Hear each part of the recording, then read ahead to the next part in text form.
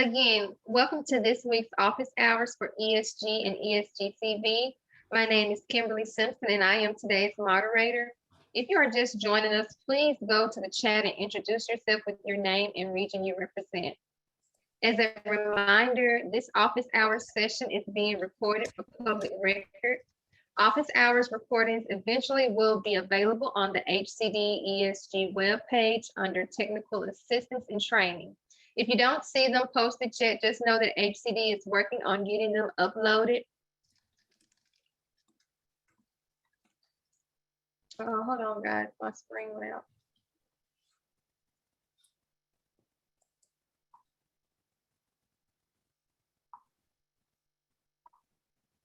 I'm sorry. So if you don't see it today, just know that HCD is working on getting them uploaded to the website. A copy of the slide deck and recording will also be emailed to you by your grant administrator. Next slide, please. How to ask a question. All questions must be submitted in the chat box. Please type your organization and question into the chat box. The team will read questions out loud at the end of the presentation and provide answers, if possible, throughout the presentation. All questions and answers into the chat box will be recorded as part of the public record, and we will be emailing out a full transcript. Next slide, please. So today's office hours session will include the following: announcements, ESG, ESGCV updates, office hours updates, ESG and ESGCV question and answers, and brown bag session, trauma-informed care. Alongside our presenters, we also have several HCD staff, including ESG representatives, ESGCV grant administrators, and other consultants who are able to answer questions during the Q&A session. Next slide, please. New ESG and ESGCV training calendar site. HCD has created a training calendar site that will display all the upcoming trainings that are being held by the ICF training and technical assistance team through the Emergency Solutions Grant, Coronavirus Relief Consulting and Staffing Services contract. On the site, you will find the dates, time, and links to register for various trainings. This calendar will be updated on a regular basis as new trainings get announced. So please check this site regularly to see what upcoming training opportunities you are interested in. In order to access that link, Aaron is going to drop that link into the chat.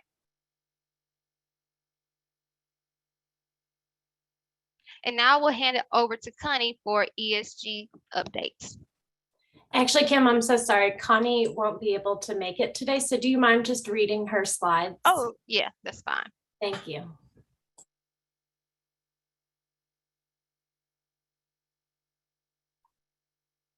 Or I can read them if it helps. I can read. I have it pulled up now. Awesome. ESG updates, 2021 ESG applications. We just finished our review. Award announcements will be mid-March 2022. It is posted to the ESG webpage of the 2020 annual contracts, your detailed expense reports. Use our DER form to submit with each RFF. If you need a blank one, contact your ESG representative. Be detailed and itemized out as much as possible on the DERs. Staff charges provide staff titles. Next slide, please. 2020 contracts.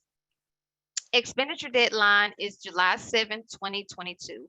Be sure you are expending your ESG annual funds. Next slide, please. And here is the list of ESG team members. The ESG team has realigned their grant management territories. You may have a new ESG grant representative. Please reach out to your rep or contact at esgnofa@hcd.ca.gov. Next slide, please.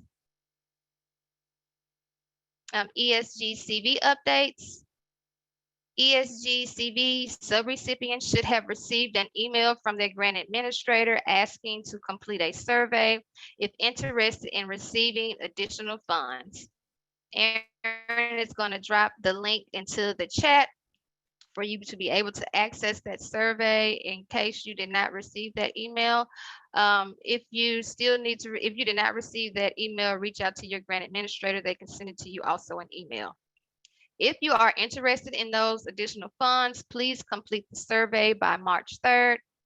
If you are not interested and will not be completing the survey, please inform your grant administrator by email.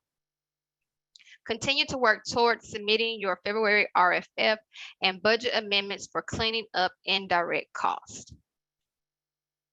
Next slide, please. Here is a list of our upcoming office hours training.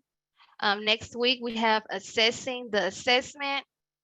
March 16th, we have coordinated entry system, frequently asked questions.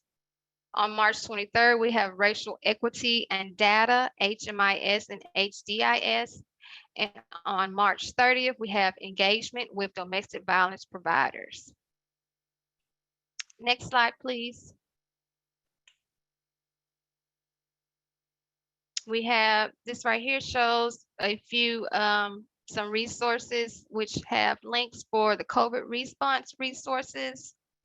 These links will be sent to you also in email. Next slide, please. And this slide contains our ESG resource links, ESG regulations, the CV notice, standards and inspections, habitability example checklist, and then we also have links for TA resources.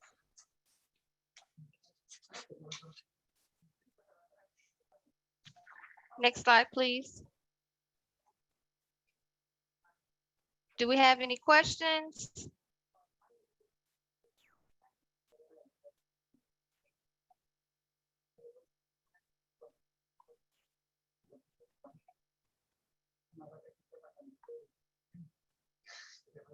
Hold on.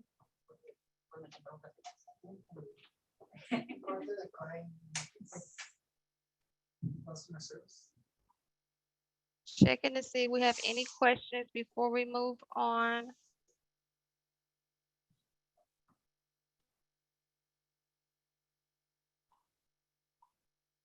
Okay, I see we do not have any questions. And now we'll hand it over to Chris Pitcher, Ashley Kerr, and Erica Snyder for today's Brown Bag presentation on trauma-informed care.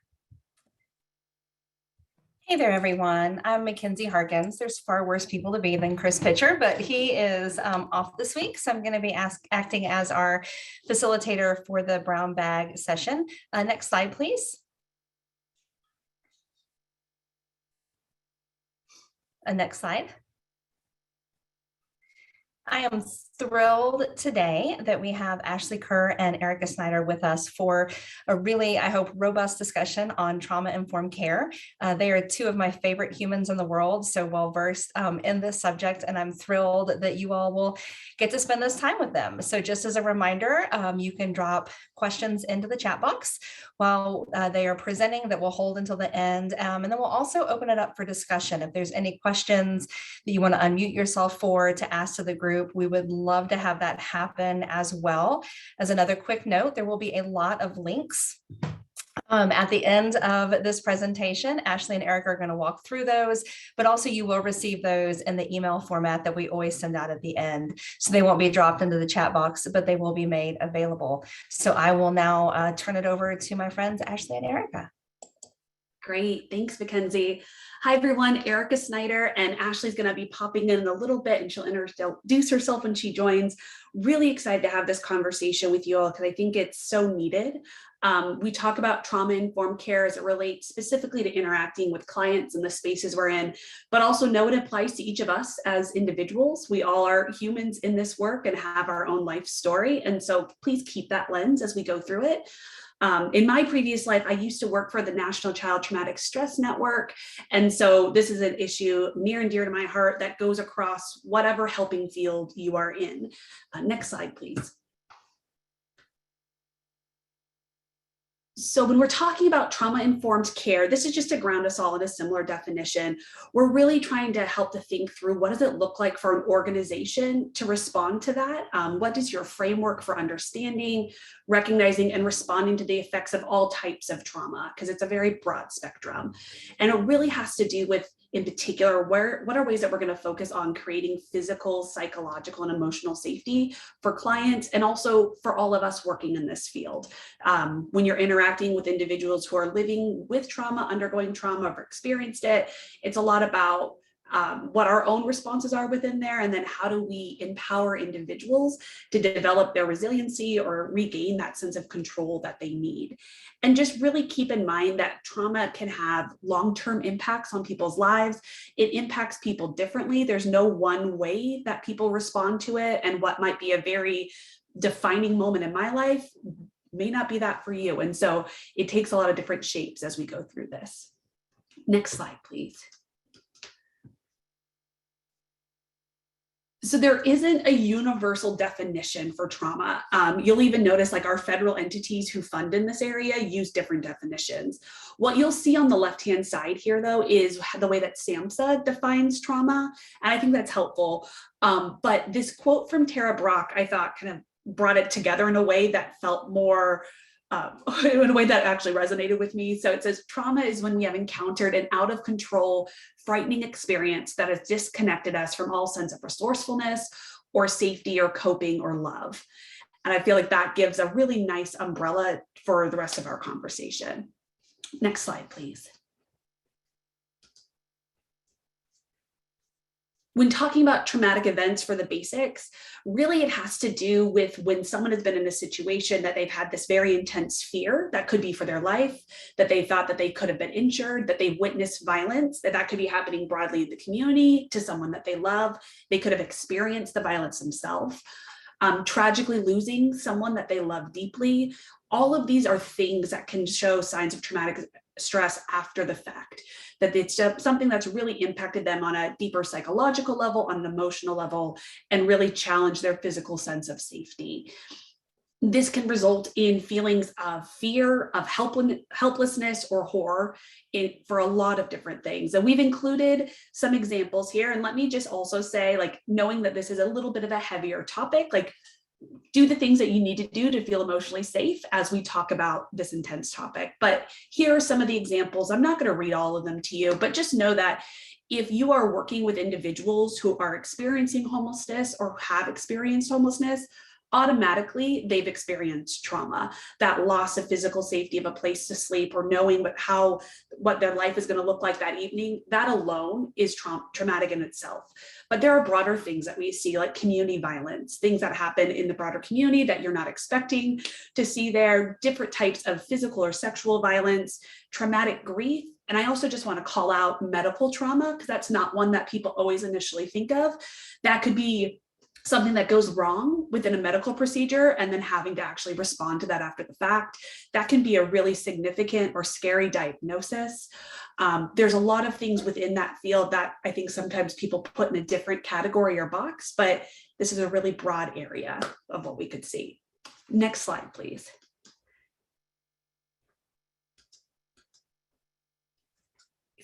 There we go. Great. And let me hand it over to Ashley. Thank you so much, Erica, and really appreciate that introduction to trauma. I do want to just point out that y'all will be able to access this information later, because there's just a ton, and 1 hour or even less than an hour is not enough to talk about this topic. So let's talk a little bit about the variables that are affecting sort of the severity of the trauma. And when we talk about that, we think about the type of the event and the intensity of the exposure. So thinking about whether it's a one-time event, whether it's an ongoing series of events or experiences, thinking about right now with current issues in the world and what's happening with Russia and Ukraine, right? We think about war, terrorism, natural disasters. There are just, as Erica mentioned, a spectrum of levels of trauma and the severity of trauma with an event or an ongoing series of events. How it happens, right? Were you the person who the trauma that happened, the trauma happened to you? Did you witness it? Did you learn about it? Or were you somehow vicariously exposed to that trauma? Thinking about when it happened. Did this happen when you were a child? Or when a person was a child? Did it happen as an adult? Did it happen ongoing and continuously throughout childhood, adolescence, and adulthood, right? All of these things really affect the severity of trauma.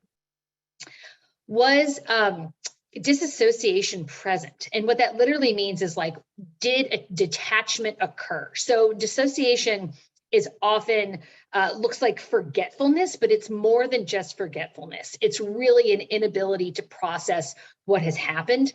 And so people are not able to share information about the event. People are not able to process that event. So it's more than just, and it doesn't relate to a medical condition, right? So it's something that is going on specifically related to the trauma that a person is not able to actually talk through or address it.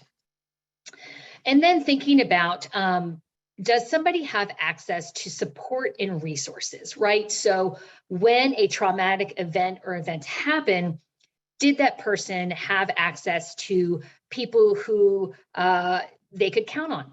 Did that person have to experience this alone? Did this person have access to mental health or other types of professional care in addition to personal or familial or friendship care here? So really thinking about all these different variables can affect the level of trauma severity. Next slide, please. So when we think about a traumatic event, when we think about how we speak about trauma with an individual, we think about the 3 E's: event, experience of the event, and the effect of the event. So the event is what it is, the circumstances that actually occur with the event. So it could be, as we talked about, a natural disaster like a hurricane or a tornado, or experiencing violence that can happen, remember, one time or repeatedly over time. As Erica mentioned earlier, what is considered traumatic for one person is not necessarily traumatic for the next person. And so it really is a very personal experience, and something that you have to work with that person one-on-one. There's not a one-size-fits-all about how you address trauma. The second E is the experience of the event. Did people have feelings such as humiliation, guilt, shame, betrayal, or even silencing? Can really shape how that traumatic event is experienced. You think about if people have been abused physically, sexually, what kind of feelings come up for that. If they have experienced or watched something else, some type of disaster or event, what kind of feelings come up for that? So along with the event comes the experience of the event itself. And then comes the third E, the effect. The long-lasting and adverse effects of the event are really a critical component of trauma. So these effects may occur immediately. They may have a delayed onset.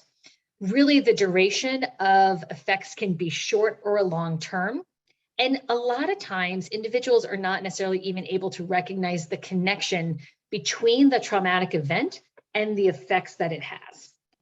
So just think about some examples of adverse effects: an individual's inability to cope with the normal stresses and strains of daily life, the ability to trust or to even share information, vulnerable information about yourself to somebody else, the ability to manage how your brain actually functions, and you don't have any control over that, but thinking about memory, attention, ability for critical thinking, all of those are examples of adverse effects. Next slide, please. All right, when we think about the 4 R's, we think about how we are responding to an individual who has experienced the trauma. So as an organization, all people at all levels of the organization have to have a realization about trauma and understand how trauma can affect families, organizations, groups, and communities, as well as individuals. So people's experience and behavior are really understood in the context of coping strategies that are designed to survive adversity in overwhelming circumstances, whether they occurred in the past, whether they're currently happening, or whether they are related to, emotional distress from the firsthand experience. So really understanding that trauma plays a role in both mental health and substance use disorders, and really needs to be addressed from a holistic perspective. On the piece as far as recognition, but that people in your organization, and when you're working with people who have experienced trauma, you need to be able to recognize the signs of trauma. They may be specific to gender, age, or setting, right? And they may be manifested by the individuals that are seeking your services. So thinking about what a trauma screening and assessment can look like at your organization to help recognize the traumatic event or events that have happened. And as Erica mentioned, frankly, if you're working with people experiencing homelessness in and of itself is a traumatic event.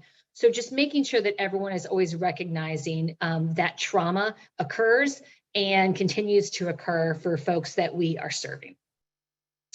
Thinking about how we respond to an individual or a group that has experienced trauma, but really thinking about how we apply the principles of a trauma-informed approach. So understanding that the experience of traumatic events impacts all people, it impacts them differently, that staff throughout an organization, if you're thinking about a trauma-informed approach from your organization standpoint, is that every single individual who works there needs to be able to work with somebody and be trained in how to approach somebody who has experienced trauma, from the person who greets at the door to the mental health professional to, frankly, the executive director in all aspects of the organization.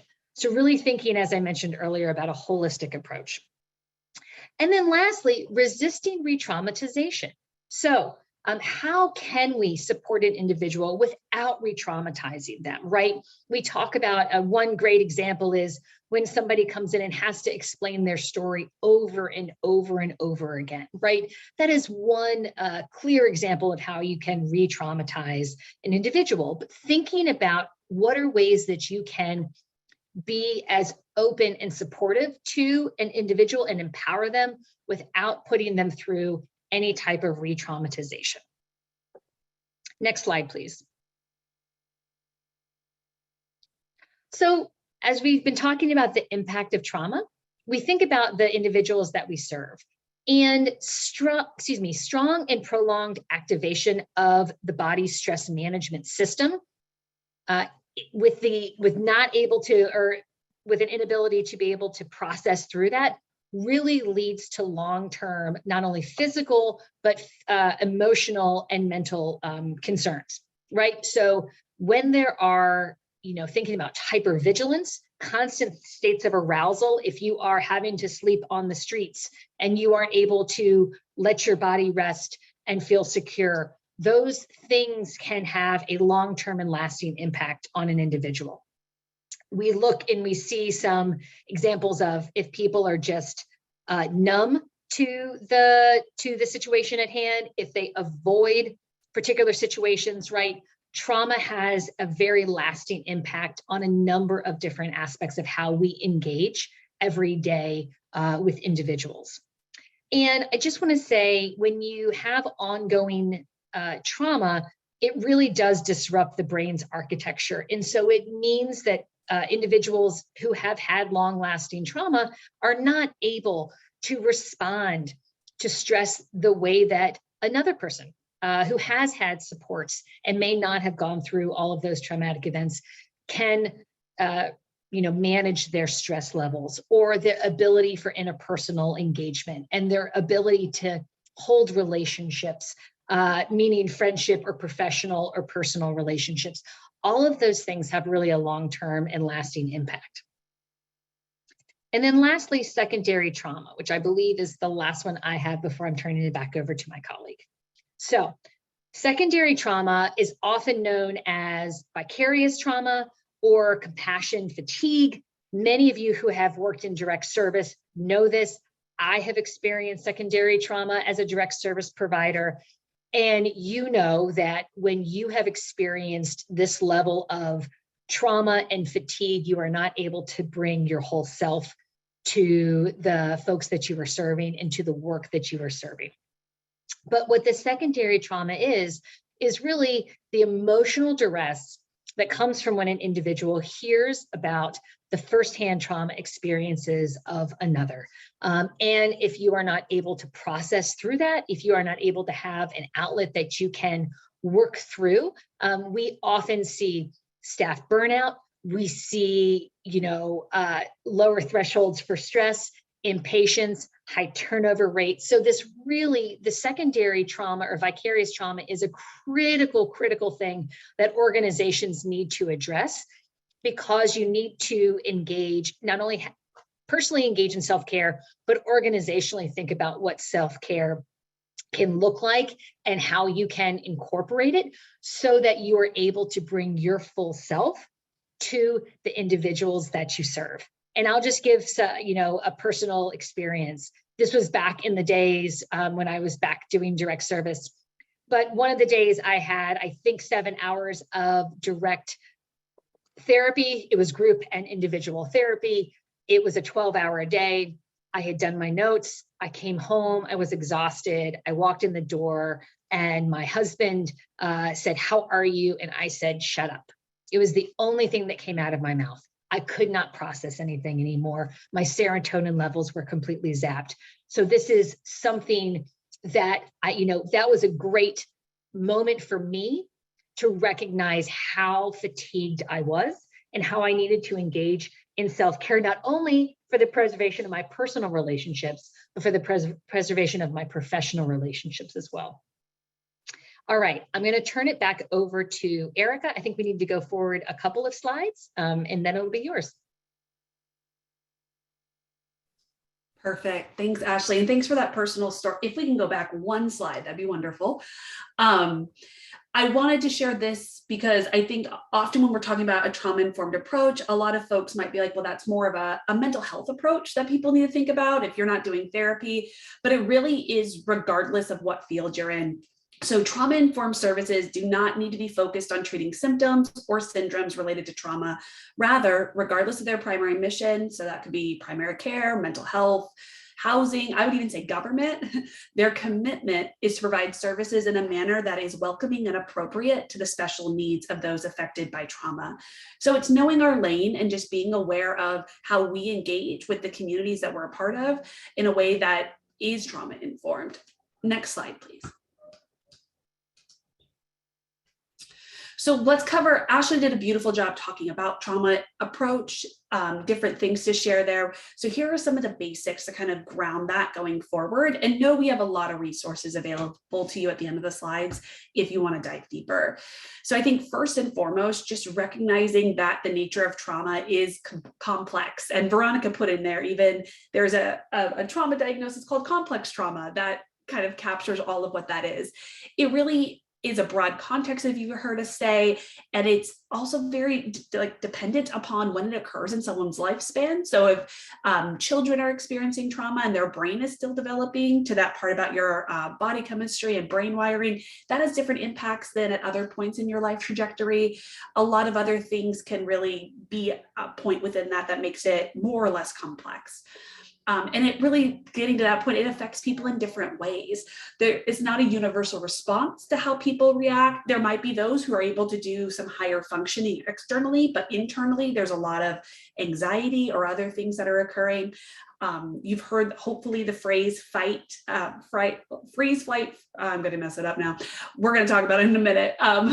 Fight, freeze. I can't remember the third F right now, but so there's different responses in the moments that can happen. Fight or flight or freeze. Thank you, Ashley.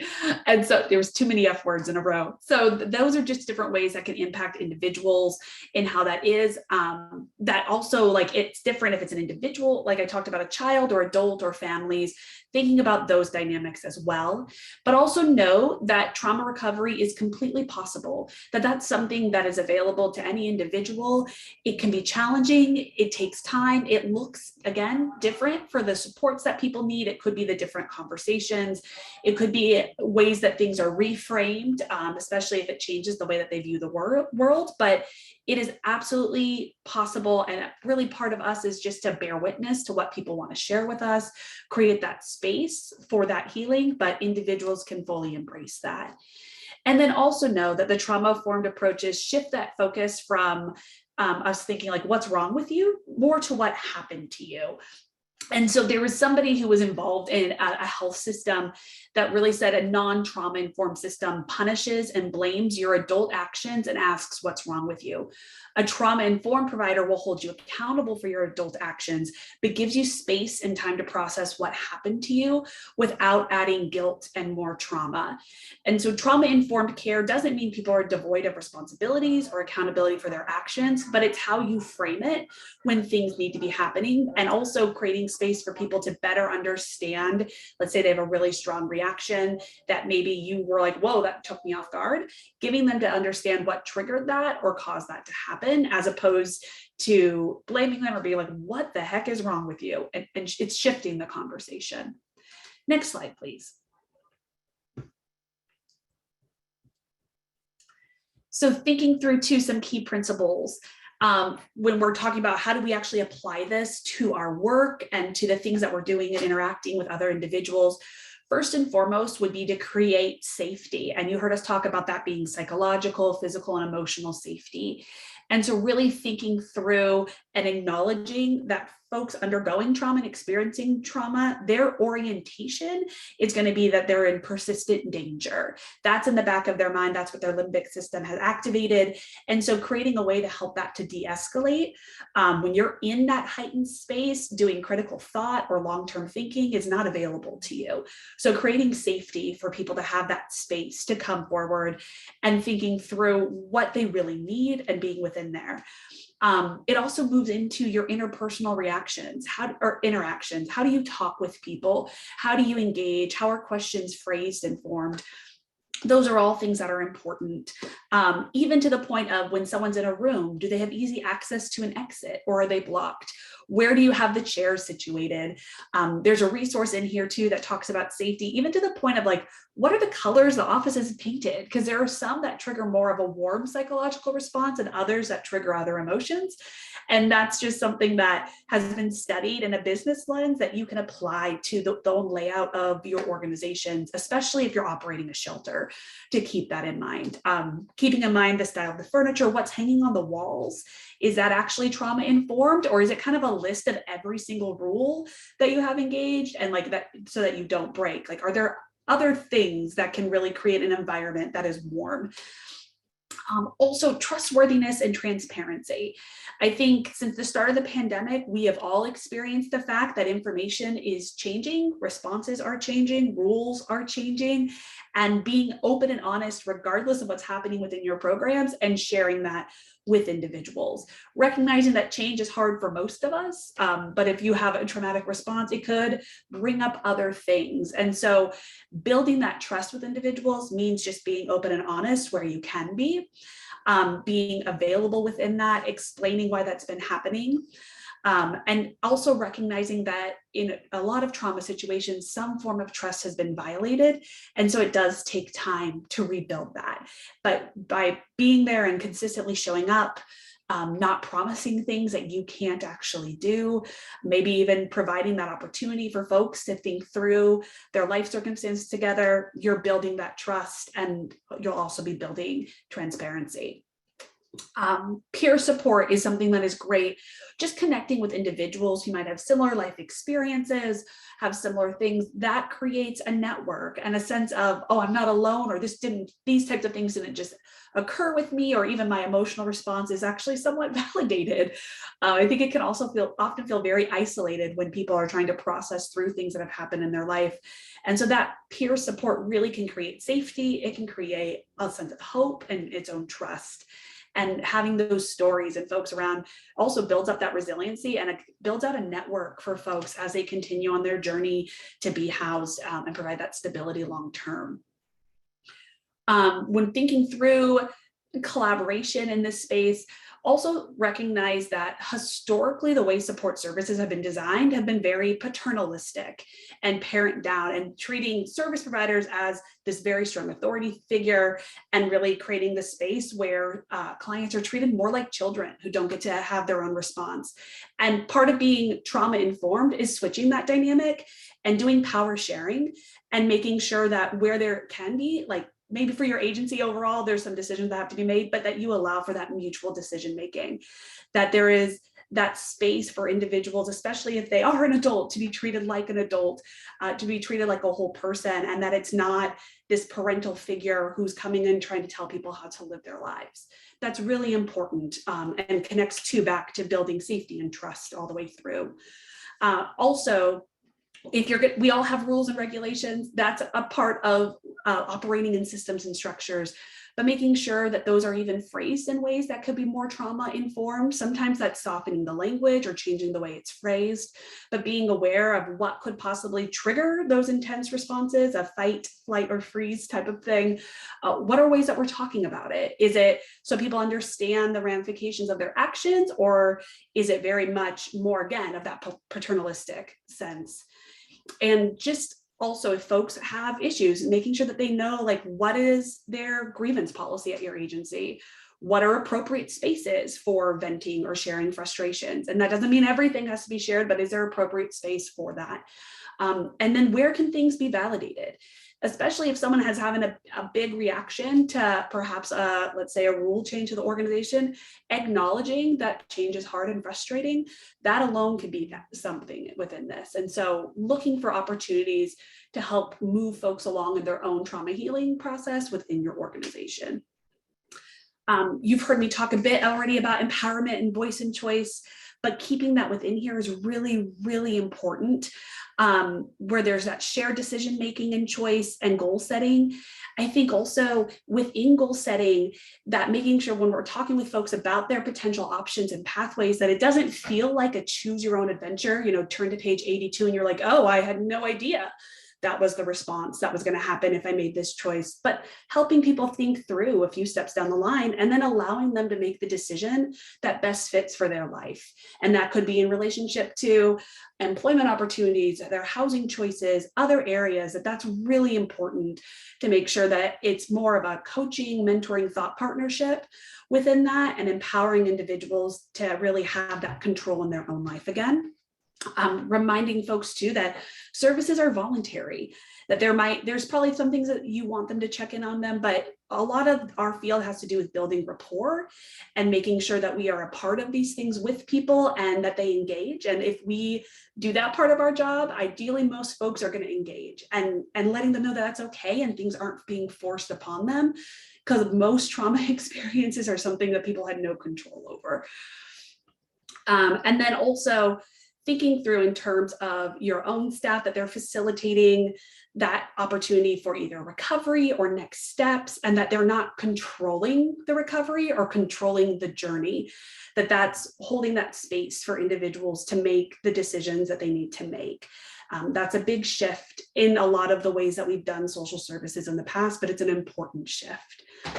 And then last but definitely not least is knowing that as we think through trauma-informed approaches, we need to think through that with a lens of what's happened culturally, historically, and then gender-specific issues.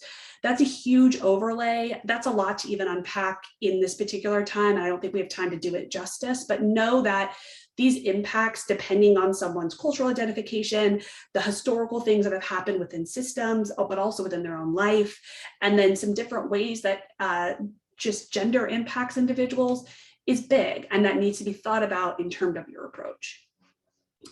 Next slide, please. So that to build upon this, again, for your trauma-informed principles, keep first and foremost at the front of your mind, it's that power and control. So whose needs are being served? How do your policies empower people to be served? Or in those providing the service, and thinking about that within there. Another thing that you could think about in terms of your team, and even when it comes to supervision and ways that you're talking about, like when you're talking about how we best can empower clients, is that you're doing with and not doing to. Making conscious efforts to explain the what, why, and how, and not just give the final decision, but explaining how you got there and why it happened and how it's going to roll out, giving that information, providing real choices, things that are attainable for folks. Like there might be people who are families who want to live in specific neighborhoods because of the school districts, and let's give them real choices beyond just like, these are the zip codes that are going to be most affordable for you, and we're going to cap you out here. Offering flexibility, especially where you can, and teaching individuals that there can be flexibility in life. Often things have felt very black and white. And so providing that to those shades of gray in terms of options. And then the one that I butchered earlier, but understanding and being able to identify fight, flight, and freeze responses in trauma, knowing that when you're interacting with individuals, you are just one interaction within their day. And I think we've all experienced this ourselves, like Ashley's story underlined this, that those traumatic responses, it might not even be anything that you said or did or happened, but it just like everything is compounded that day and it's triggered one of those responses. And what might seem off to you is then creating space to recognize like, okay, this is a trauma response, and creating that safe environment for individuals to go through that. And so it might be like you're not getting any responses from individuals. Folks have mentally frozen, like they're not able to engage in conversation. They could just want to leave and be like really resistant to staying in the room because they need space to go work through whatever they need to work through. Or it could be maybe a more combative conversation and you're like, I'm not sure where this is coming from. But making sure that you yourself understand those responses, that your team members understand that, you create space for conversations about how do we work within this? How do we support people? That's really important. Making sure that we are really emphasizing people's strengths and not deficits. In trauma, it can be hard to tap into and remind ourselves of our own strengths. And so making sure that these conversations are framed in that way can really help people on their own journey. And then also within your own organization, because it's not just between an individual interacting with clients. These are actual organizational structures and systems that set up trauma-informed principles, identifying those own power structures internally within your leadership and other areas, and making sure that those are aligned with trauma-informed principles. Next slide, please. These are some what we call key ingredients for trauma-informed care. I'm going to focus more on the organizational side because we've talked a lot about the services side and clinical side, but know that, again, this is what leadership sets the tone, what this looks like throughout programs and other things. So for an organization, really at that highest of level, to be leading by example and communicating about the transformation process, making sure that you are engaging clients in your organizational planning. Like we really shouldn't be developing and creating services without people with lived experiences or expertise involved in that conversation. This is something that is going to benefit folks, and they should be in the room to really help design what that could look like. making sure that everybody is trained in an organization on trauma and trauma-informed care. So that's your folks who might have more of a clinical background, but also non-clinical, like your janitors and your maintenance staff and chefs, like anybody who's going to have any sort of interaction, like, and that could just be passing someone in the hallway. This solid grounding just helps to give a framework and a lens to understand what people are going through. And if they have different reactions while they're there, gives them really a grid for how to operate. And it's important for everybody to have that common definitions and understand responses and what they could do to be part of the solutions all throughout. Creating a safe environment. You heard me talk a little bit about even like the colors, the textures, the layouts of rooms, like what's on the walls. That goes into the safety structure as well. It's above and beyond like making sure that there's like security and adequate locks in different places. And like I mentioned, there's a resource at the end of this slide deck that gets deeper into that. A big thing that organizations ideally are shifting towards, and I've heard a lot of conversation in the national landscape around, is around secondary traumatic stress. It's also called vicarious trauma. And how do we prevent that and support staff when they experience it? And that's in what are your policies around taking a mental health day? Is that something that is actually encouraged for folks? What are opportunities for conversations in direct supervision, in group supervision, whatever that looks like, to talk through things, providing adequate benefits and all other things. There's a lot to unpack there. And then also hiring a trauma-informed workforce. So being very diligent of having that be something that you talk about in your process when you're interviewing people. And if folks aren't totally there yet, like what are you building in to your own training and professional development to help folks get there? And so focus there, the clinical services, I do feel like we really talked quite a bit about that. But the one thing that I would say is that who are you partnering with in the broader community? Who are you sending clients to for referrals, for services? Trying to build partnerships with organizations that are like-minded and also developing trauma-informed care policies. Building a wider network of support for people is really important. So you're not alone on this journey, that it's more of a partnership within the broader community. So with that, let me throw it over to Ashley for some of our group discussion. Yeah, I want to only spend a moment on this because I want us to be able to get to the resources and the group discussion. But what I want to say here, because Erica provided so much good information, is that organizations have to invest time and money into truly being trauma informed. It really is a culture shift. It's a culture shift in what the physical location looks like. It's a culture shift in organizationally and procedurally what your policies look like, how things happen, what your workflows are, and how you are truly not only supporting the clients that you're serving, but your team as well, and really making sure that they are able to take care of themselves. Erica, do we want to talk about resources really quickly before we jump into questions, or do we want to jump right into questions? No, we can talk about resources really quick. Let's do that really quickly. Yeah. Sure. If you wouldn't mind going ahead, just one slide. So we pulled together a list of resources. These are all focused on trauma-informed care. So you can click on them. Sometimes they're landing pages that take you deeper, but these are great places to go to if you're interested in wanting to know more about how this applies to your programs, your services, your organizations. One more slide, please. And then these are specifically resources for all of you as human beings working in this really intense space. So resources around what does vicarious trauma even mean and look like, because we went over that very quickly today. Opportunities for like a self-care wheel that gets into different domains beyond just like, okay, do yoga or take a bath, but like bigger things that can look like. Some different things related to work, risk factors for work-related stress. There's some toolkits that you can be applying, and then personal like books that might be useful. Some of these also are landing pages with other resources. Take what works for you, leave the rest. But we wanted to make sure that as we talked about trauma-informed care, that we also identified all of the human beings on this call who are facing this both at your work, but also that you face this just by being a person on this planet. So with that, we can go back to the group discussion. So back 2 slides, please. So Mackenzie, I just want to see if there's any particular questions that you've seen in the chat or that have come up for you in this discussion prior to putting this question out to the group. Yeah, we haven't had any questions, some really good conversation and insight in the chat. So I think it's good to move forward with this conversation piece. Y'all are still invited to drop questions into the chat box, but we'll invite you right now to unmute yourself and share some comments around the questions we have up right now.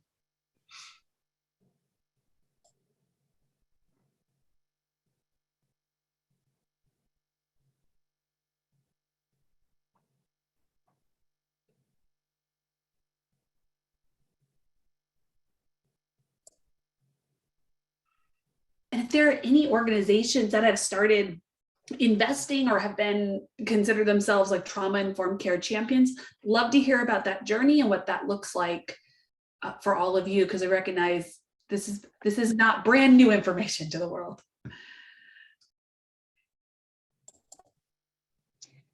While folks are unmuting, one of the things that our organization did a while back is that every Wednesday we had so we were a substance use center or substance use recovery center, I should say.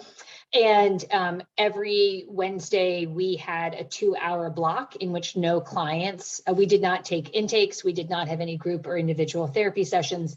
It was simply a space that the team could come together and process not only brainstorm and problem solve issues that came up in any of the group sessions, but also able to process some of our own feelings and emotions, whether there was some projection going on, if you want to, I'm going real clinical here, and some transference issues, but just being able to actually process through what we were feeling, in addition to how we were able to bring sort of our full selves back to our clients in those individual and group sessions. So I don't know if anyone else has engaged in that. We called it a staffing, call it whatever you want. We also went and got lunch. It was just our space to decompress and work through some things.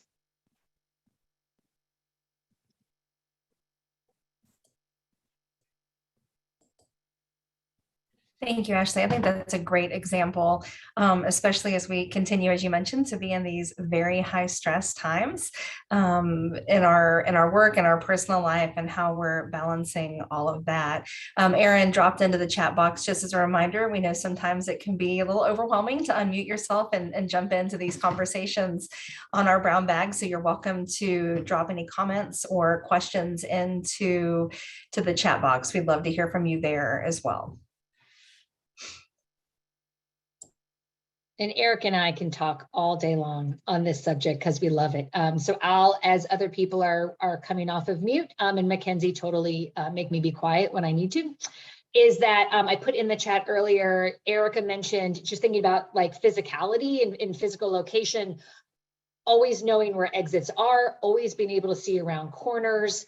So if there's stairwells, I've seen permanent supportive housing units or apartments where the stairs are open so you can actually see from every angle for people who have issues and have been, through traumatic events in the past. I've seen different textures be put in furniture and on walls. So for those who can self-soothe through touching, that's something that people can do. And it's a way to empower our clients to be able to take care of themselves. And also those warm and welcoming colors make a huge difference, especially when the traumatic experience has been associated with bright lights or institutional settings, right? Just really trying to make an open and welcoming environment for the clients that we serve and for us as well. So just some other examples.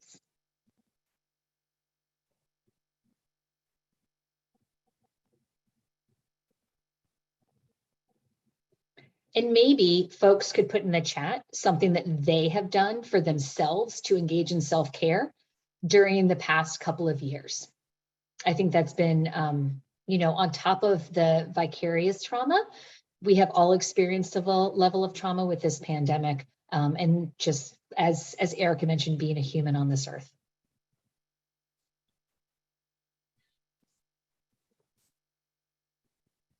So Erin just shared in the community that she lives in, they have trauma ambassadors that do intensive trauma-informed care training and then go on to train other agencies and organizations. She said that designating a staff person to be in charge of trauma-informed care activities really helps that organization and the community. So that's a great suggestion. Thank you, Erin.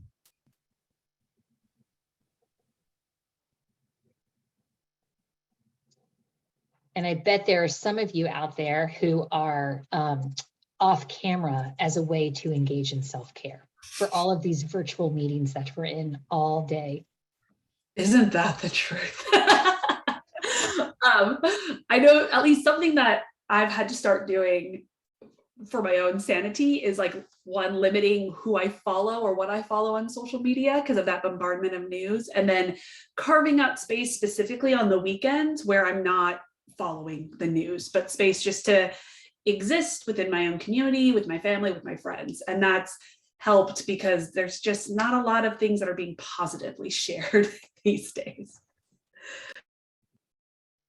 I subscribe to a meal delivery kit service because I don't have any bandwidth anymore to think creatively about meals. So we are now using, I will not name it because I don't get any kickbacks. But if I do, I will start naming them in calls.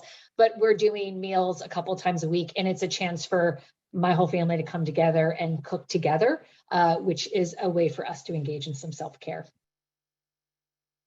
And I have a tween daughter, so those of you who have tweens and teens, you may know that's a good way to bring people together. Absolutely. So we have about 4 minutes left. I will pause and start to do some of our wrap up to see if we have any more questions and comments. Oh, we did hear from Nicole, meditation, yoga, and coffee. That all sounds perfect to me. Sherry affirms the meal kit service is a lifesaver if you're really busy. Had some benefits of health benefits to that too, which is great.